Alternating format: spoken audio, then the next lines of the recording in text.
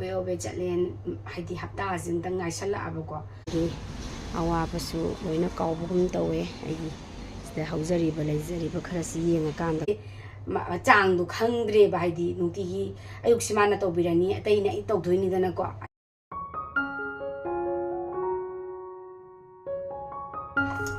hai mayam ngasidi yam nungai ta ba hai tare ko nungai ta ba di tamusa se numi humni gi orisa da magi conference da ma yaw ba chakhi bako aduda chakhi bagi ayuk ne bako anda ithanda ngai hore chan pi gi na exam magi na exam gi chakhi bako adan tamusa na pung 3:30 da thoga pung 3:30 gi flight wara male bako adana chakhi bajida smaina sahi am gi manung da mu mukti tawe bako mai orisa da conference meeting acho mong leibagi chahi ngi manungda smaina chatle bako mama ang chahi dana Hyderabad da chatle aduso adudana ise blog hangri ba male bako blog hangri ba male hangabra hangdi ba kawre kui asum kano toropodo haidi chakhi ba matam do kui malaktana aduna handa kisna orisa da ne bako ado ngasi ngarang hangi shopping do obe chatlen haidi hapta jing dang ngai sala abako ada obe chatlaga leirure mai khangau free to su adum aduga gongong chatlaga leiru mina aduga nongni leraga ma ngasi orisa da yogre ada tabong khangda bado sum nungai ta bado haidi seng ha kanda akogi thabak akogi siphagi urasu kano to wasing sigi haidi thabak koi mapalam da taraga adigi family karika mayam masum thamamaga chatpasing yam nungai ramoina khalle bako ado hojik ngasi ju aije yam nungai tabado hanadi kesu khande bako ado hojik se yam nungai jadabado ai wakhan sin ado ngasi se mara nungti gi ko ai gi sigi beetroot ki ju se sembi bane ba ado haidi mana sum sembi raga I tawbani na aije chang du khangdre ba haidi nuti gi ayuk simana to birani atai na I to doini dana ko ai chak ngang lusan ba ko chama to bani na thabak se amaga paina dra di khangde dana adon mana sinti gi ju sembi bane ba ai gi beetroot ki ju se ai liver fatty kitang oi have do ko mana beetroot ki ju se sembi bane ai kakpadi loire ado mapum ma taw salle ba ko ai hangba su farak tare ma ju flat manung da lei bani na ai hang ju hangodre ba khambra na hangoi mana dum to bi bani na ai gi wakhan je dum hai tare ko dum ya ka dai khanja ba do ko ta sing na paira ka da ni pot se kayam toino tangkhai taira mase taira mapum taira kam khangre ba aduman happy je sing happy aduga lemon hapane ba champra hapane ba ko ado ai ju jik se lai thamai kat pasu loire lai thamai kat lam bane ba ko lai thamai kat pasu loire ka ai se thabak se loire ka anda si je chem ge to ban ai se idea se leitra ba hai tare kau tho ai di mamang da budi magi matam da ina musimbi bani na ado hojina hai di yamna semjala ju how te ba ko ado na tangkhai hai di thandani na mama di thoi da bani na mar mo to di thae ado yam sanjal badasu yame bako adan tangkhang tang se mane do ngasi ai di khangre bako aduna ai je ngasi je nungsai mangan je ai mapumam tawre sukti ti chawe bako champra tang chawbam nei dana du gi chang di oye do dum sanjal lage aduga ai thakki to bane bako ado yam nung ai tabdo ai di chathoki bani na ko numi humni ne yam kui ho bodi na ti numi humni ai se numi ni gi kano ne bako aduga numi dang humni chan bagi numi dang ahing da halak toy ne bako ado yang kui bodi na te du tarsu smaina chathoki base amu phau phajana sahingi manungda aina khangakpada ichapi ngai da di chatamde bako isani pi ji katang chawrak padagi aina khangakpada ahumlak kumba sura brand khalle bako sahi gi manungda amu mukti tha smaina lakpa je September October smaina lakpa marak se chatle bako mamang chahi dana Hyderabad adagi mamang chahi dana Lucknow smain chatle bako ado ngasina orisa dane adana ai wakal je kitang tabom khangda bado tawe no ai bom khangda bado ada aise tabom khangda badagi aise blog se semage ngasi di blog koina semaga aigi ngaktang matam jilen thoga awa bado wakhan kitang kana tawbado kaw na bana je blog se sem bane bako ado ai like thame kap do ai mate am tang ujar ke ai hoji su weather se kitang nungai ra mina hoji kandi kano su tawre ba napakpi aina dum lei bu khudingi mara yaw pani na ko napakpi ju kha thajalle sum yeng mina se bu ko ai ujar ke mate am tang ujar ke sum yeng mina se mani plan se mate dum phaja bani na ko ai di dum namning ba hai tare ko adai si samro jain smana kha thajalu bu smana dum phare mayang ton ju ma kitang dum phare ko atai si di ain loi kal that khre morok tu ju mamangi dum kono de yaw ra bani ko blog ta dum kakpa ada si mini chan de ni se ni smana thangat pi re ba ko adu ma se dum noti gi dum sa le sum da sa le sum na tan nam jan ba do phone ta gi do ma le ba ko ala se smana sum lai re aduga na yendem si su dum phare si su dum hojikan di yendem si dum maka se dum ta re ko hojikan di phare ade juba kusum ai gi si juba kusum se yam kuire mang na si dagi porakhi bani yam pik na porakhi bani saimung tong wang na porakhi bani yam pik na porakhi ba juba kusum se ngasi di sat khai ra gale rame bes dile re ama sa li ni ata yam ko mi ko am saman bagi masa je ka kan do re as hoi le gai ji di ko hoi sai ji di lo re sorok po sembo mayum bo sagat na suna kanana amuk space amuk seme project se winter su khaga laksalak to ramina ko nusa khaga chang ko area se se chang ko khaga hore ko sai ma pa se adana sai ngai sai khaga space leina bana sai sem to e som gai de loina thamme lai ka se di ai dum arei ba ai gi se sat pa sing se dum kat labani mayam nyot ai di aprajita handa di aprajita am sa le ko da Brazil hapaga kachare duk maya lane yuki sini mayam smaina tawraga nongmagi awa pasu loina kawbugum tawe ai sida haujari ba leizari ba kharasi yenga kanda ko adu mayam nungthilgi matam dadi block semaga smaina isi matam se hogi ba khangoutre aduga nungdang wera pakanda di tum haidi kaino mai taw budawna wat padawna ko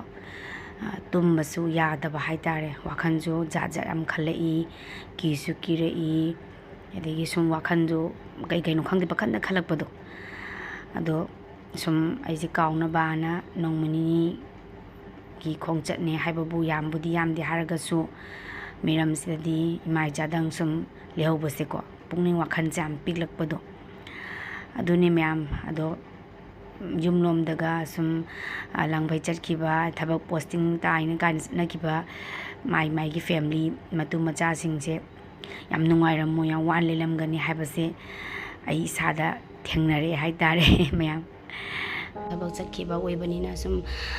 duk maya langkhatjaraga sum kan bor kai haitare ko nijaram bane chathok na banga tani na ko slere picture to dona ise hausi se ise kan tok thoge asing bai di sigi mogi kan tok na bodo juicer du tawgadabane bako ado juicer ler kan da win tawrage hoji ki dine mo sagi grinder se dum ungage bako juicer laidri hoji kan di ler kan da tawjarage ujarake smile leire asigi di do isi unga kan da mate amtang thapagi haipetang hairake mamang na sum yawbodi yawgrabani ko yam hawi ko mem ai haijana badina te hawi taseng na hawi ko taseng na hawi ai ahambade am haina di bako manam je do hojitine ai si hawre amna champra ga sing hapsan badadi khu nung si makhu hawma da ina hawai ji tingjan badune basi hawai ji tingjan lai badune hawai musori sing arang ting bani da ina suibum ga tawra ting gi badune bako da ina suibum du na nga thong da cha thap to khre du hawai se na le hawre hawai jo ina thong age ngasi gi di ko ngang su oina ba imai cha khatani na yam thongjala su kana dreba ko khar thongjala dum samjallage amusa su kan tawdabani na yam thongjala su isa su angang ni na sa yam sa de ba ko adana ibani khatani na yam charoi da bani khaji tawrage khusina ga taseng na para ga bu amphok tawdami na kui ramina ko pui pa da pakhatcha bu tawba hai tare tu mana tawthe e du sing mahi du smai lai mahi se ko pasama 오거든요. 또 지금 복도이네 그러나 잘론이네 좀 더도이네 보고 만난 마히지고보다 이디 나오르바 탁닝에 좀 탁그라면은 하오에 뱀나 사기 망하네 고 기타 nga리바 아무 우리시나 아육니나고 exhaust changakpa mangal numit ki mangal haitare ko pangde mayam di sisi hawre du blood pressure ki dadi yang hai ko mayam sise aduga dum ki skin go mayam phajaning ba yang glow ining ba mi ga lai dai na du ko sudum phajai hai bani sisi Indian di ko South Indian gi mi ngai di sum pulak pani na moi di sise makak ka ane ba ko koi ki sang na french fry ki type to ko ka ani du ga ne UV do moi an atek bu moi akano da tak thap la ne ba ko moi gi ama lai ba ne ba ko tak na na ba ma adu da tak thap la ni du ga ne si ga ngau ra cha doi ni ba moi di ai su matam du da sa ba matam du da ai su ko kano tawram me ba hainaram de matam du ba dum haina de kari no si bo kai na ko thopani dom thokpa hinadi kan su thak cha da ba masakti phajaraga manam jiga kaina ta yarak ta ba lak da di khange da tawre da di haina re du ai se hai dum haina gre ba aham thapa da di haina di manam man tawena ai dei na butter milk chu ko haina di hojiti hai re ai phani bu ha di dum tawrage lei re di ko masida haina hi ga haina di ga sangoi khangoi de ga kainom tawi ga ai adu dum ba leitre ai mamta leijadre phabu pharani haradine ai dum tawrage nana leijare awa ba na ba yam sei thing na gi basida ai khang ngam de ba yam phajare dui sim phone phajan tare me tu ma phone sigi machu ga phi ga sam thokna ra bani phi shoot beetroot machu ga na ko dunia mayam silai re ngasi gi di ai gi beetroot juice minus sem bani mayam na yengo tu phajadra am phajarabani andai si sampra sumjan gi sampra sumjalaga na mahau amuk thohalle sampra yauda ba ai su cha ba ngamdre hainadre na sampra simadi ai su thadoktre da ai ta sokpo khotpo kem leiti ko mayam summe to sampra tam sampra mapumam di happy amangani machet tawga waina happy am hapa ju sille dana ko gi ta mojan to bi bani to chang je ai ji khang da ba hai ta sum taw da ba ki sum taw da be simana dum si sum sembi ba ai nei chan bi gi school lesson bi ba mana magi mating pang nei isida mapalam da leram ni na mating je mana dum pang na raga nei mina re hingna re hai ta re pa na nupi gi na sini nu pa gi na sini ha ba koi lentre ai di matang lei ko to so du bu loina ma nupi na po dam ne hai ba do du madi tang zaman da bran lai re wa khan se da di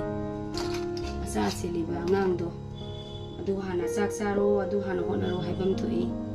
macha sili ba du na thamma ga tei hana hona wa da di adu khatang di ya ning di hai ta re ko esa ko ti ro ko ni hana hana ni hai ko sa ti ba ti ba hana hana ba kan be ra kan kan ni sa i hana ko ta ko sini me smile lai re yam phajare ai di khang de noina phajaba phajada ba haina da ba ai di haina re ko yam phajara ban bhaja ni se ai gi juice ni amacha na na hangai sembi raga thakpa gi mahau ga ai thanda semjara thakpai mahau se mayam ti amtang hairake hai di ai na hangai di semaju mamang chahi sembadi gi koire ba semda smaina manung ti gi sembi bane ba ko adu ngasi di mana sembi dre aina semjare ado ai sigi mahau se kam doge da harake ba mahangai mana sembi budi dum phajana chapchar hauze ba ko ada aina sem ai ju nong phadok se marakta ju ai ju mina ga semaga mina ga thonga chaning bodo ai di aina jum tawbala ju chaning ta mina ga tawbodo hau tang ngak bodo hai tare ne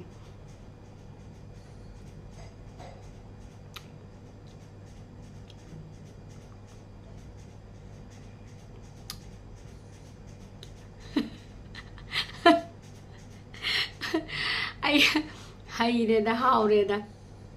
how re ha ba kem tau tre khena ba lai tre ai di kitang kana to bodi male champra ji kitang wat pa male wa khan da ko champra se yaw di yaw re ba du bo aina ki ba hamna hapselo je sin ga dra ka na ko adu tangkhai du gi mu tangkhai ni ba ina happy ji ko mana hapana mamang da dum hawe bemna magi manam do namaga ko ado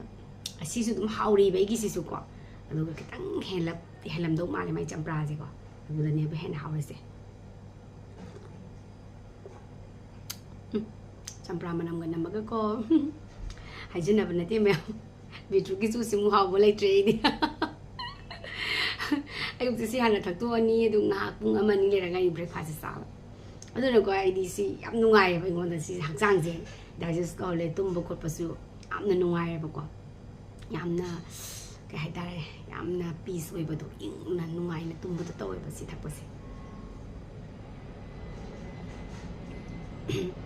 hay ko hawi ko yam na